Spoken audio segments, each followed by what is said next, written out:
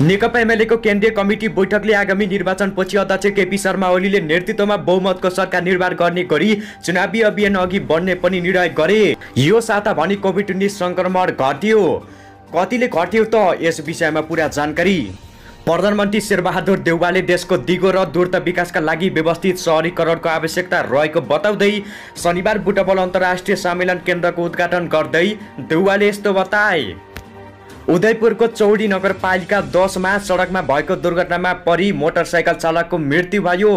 राष्ट्रिय स्वतन्त्र पार्टीका सभापति रवि लामिछानेले 5 दलीय गठबन्धन गरेको चुनाव लड्नु ठगी भएको बताउँदै शनिबार काठमाडौँको खुल्ला मञ्च आयोजित उपत्यका भेला बोल्दै उनले गठबन्धन गरी चुनाव लड्न ठगी गर्नु भएको यस्तो बताए।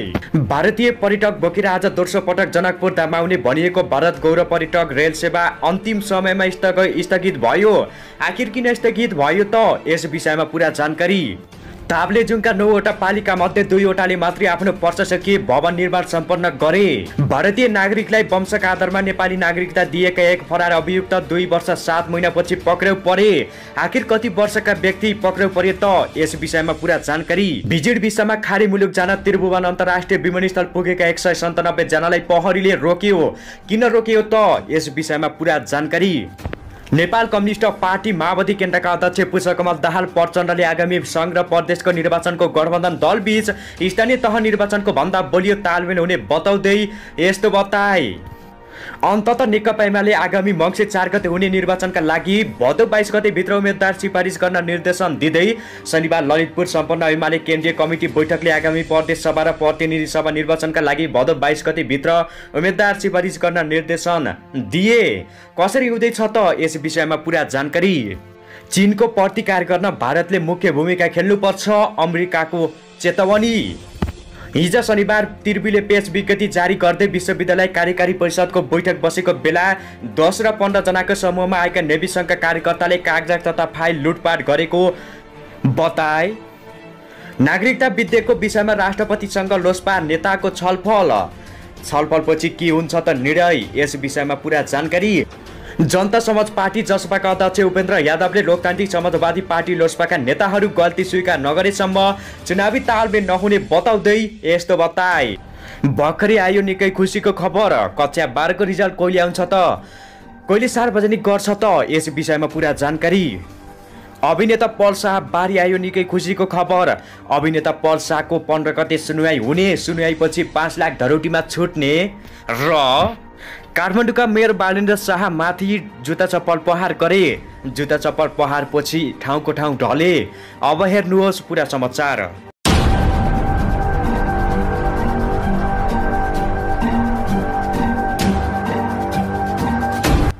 दर्शकबिन नमस्कार। अहिले तपाईहरु हेर्दै हुनुहुन्छ नेपाली मिडिया युट्युब च्यानल। तपाईहरु माझ देश तथा विदेशका मुख्य खबर लिई उपस्थित भएका छौ। भिडियोलाई भने अन्तिमसम्म हेरी च्यानल लाइक र शेयर गर्न भने नभुल्नुहोला। अहिलेसम्म पनि हाम्रो च्यानललाई सब्स्क्राइब गर्नु भएको छैन भने सब्स्क्राइब गरी साइडमा रहेको बेल आइकन घण्टीलाई बजाई अलमा क्लिक गर्न पनि नभुल्नुहोला।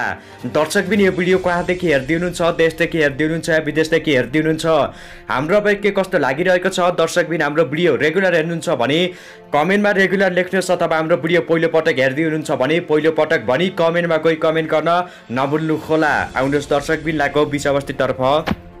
दर्शकबिन नेकपा एमालेको केन्द्रीय कमिटी बैठकले आगामी निर्वाचनपछि अध्यक्ष केपी ओलीको नेतृत्वमा बहुमतको सरकार निर्माण गर्ने गरी चुनावी अभियान अघि बढ्ने निर्णय गरेको बताएका छन्। शुक्रबार र शनिबार ललितपुरको चिया पसल स्थित पार्टी केन्द्रीय कार्यालयमा बसेको केन्द्रीय कमिटी बैठकले ओलीलाई भावी प्रधानमन्त्रीको उम्मेद्वारको रूपमा अघि सारेर चुनाव जाने निर्णय गरेको केन्द्रीय प्रचार प्रमुख पृथ्वी सुब्बा गुरुङले बताएका छन्।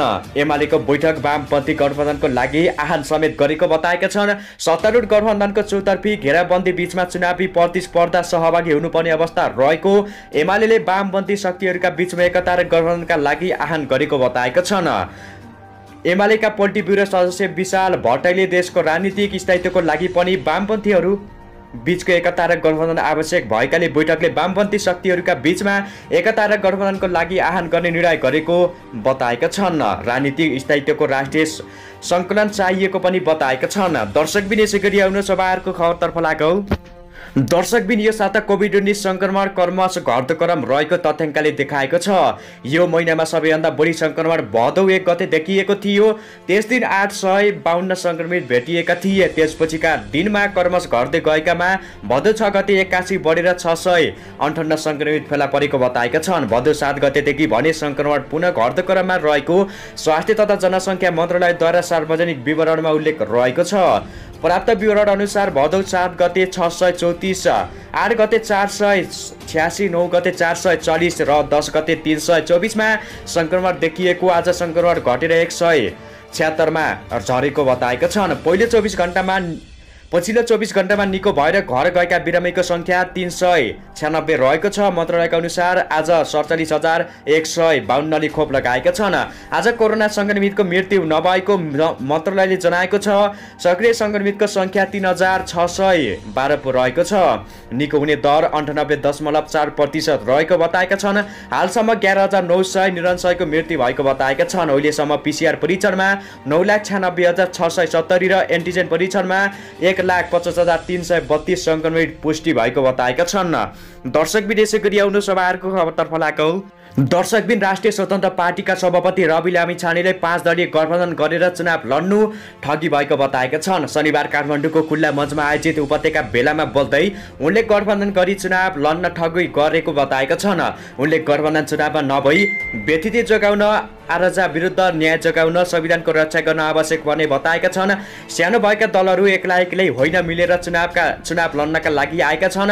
हो, व्यथिति विरुद्ध देशमा अराजक भयो भने न्याय जोगाउन, संविधानको रक्षा गर्न गठबन्धन आवश्यक रहेको बताएका छन्। दलहरू मिलाउनु पर्छ, गठबन्धन हुनुपर्छ भन्दै बताएका छन्। तर चुनावमा यसरी टुक्रा टुक्री पारेका 5 दलीय गठबन्धन गरी जनतामा जानु ठगी भएको उनले बताएका छन्। आम चुनावमा टुक्रा टुक्री परेका 5-5वटा दल, 6-6वटा दल मिलेर एक भएर यसरी चुनावमा जानु ठिक भएको बताएका छन्। यस्तो ठगीलाई नेपाली जनताले अनुमोदन गर्नु हुँदैन। राजनीतिक दल एक्लै आउनुपर्छ उनले बताएका छन्।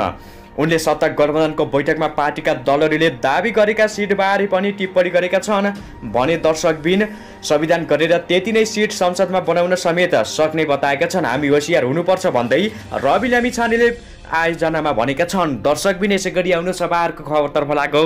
दर्शकबिन भारतीय पर्यटक बोकेर आज दोस्रो पटक जनकपुर धाम आउने भनिएको भारत गौरव पर्यटक रेल सेवा अन्तिम समयमा स्थगित भएको छ। भारतीय दूतावासको समयमा आउन लागेको सो रेलवे मार्फत हुने जनकपुर धामको धार्मिक यात्रा अन्तिम समयमा पार्वती कारण देखाउँदै भारतीय रेलवे कम्पनीले स्थगित गरेको नेपाल रेलवे कम्पनी लिमिटेडका महाप्रबन्धक निरञ्जन कुमार झाले जानकारी दिएका छन्। जयनगर कुर्था रेलवेमा नियमित रेल सेवा सञ्चालन भएपछि दोस्रो पटक ठुलो संख्यामा भारतीय पर्यटक लिएर आज दिउँसो जनकपुर धाम आउने कार्यक्रम रहेको बताएका छन्। भारतको राजधानी नयाँ दिल्ली लगायतका सहरबाट भारतीय पर्यटकलाई जनकपुर धामसम्मको यात्रा गराउने सो रेलमा लक्ष्य अनुसारको टिकट बिक्री नभएको लगायतका प्राविधिक कारण देखाउँदै सो हुने भनिएको जनकपुर धामको धार्मिक यात्रा भारतीय रेलवे कम्पनीले धार्मिक यात्रा स्थगित गरेको महाप्रबन्धक झाले बताएका छन्। पहिलो पटक जस्तै दोस्रो पटक भनी भारत गौरव पर्यटक रेलवे ठुलो संख्यामा भारतीय पर्यटकलाई लिएर आउने खबरले हामी उत्साहित थियौँ झाले भनेका छन्। तर अचानक यात्रा स्थगित भएको खबर पाएपछि दुःख लागेको बताएका छन्। भारतीय पर्यटकको धार्मिक यात्राले जनकपुर धामको धार्मिक सांस्कृतिक र आर्थिक विकासमा टेवा पुगिरहेकाले यस्तै प्रकारको धार्मिक यात्राका लागि निरन्तर पहल जारी राख्ने पनि उनको भनाइ रहेको छ। दर्शकबिन यसै गरी आउनु सभाहरूको खबरतर्फ लागौ। दर्शकबिन प्रधानमन्त्री शेरबहादुर देउवाले देशको दिगो र द्रुत विकासका लागि व्यवस्थित सहरीकरणको आवश्यकता रहेको बताएका छन्। शनिबार बुटवल अन्तर्राष्ट्रिय सम्मेलन केन्द्रको उद्घाटन गर्दै देउवाले यस्तो बताएका हुन्। उनले सहरी क्षेत्रमा मानिसहरू धेरै बसोबास गर्न थालेको भन्दै सहरलाई अव्यवस्थित गर्नुको विकल्प नरहेको बताएका छन्।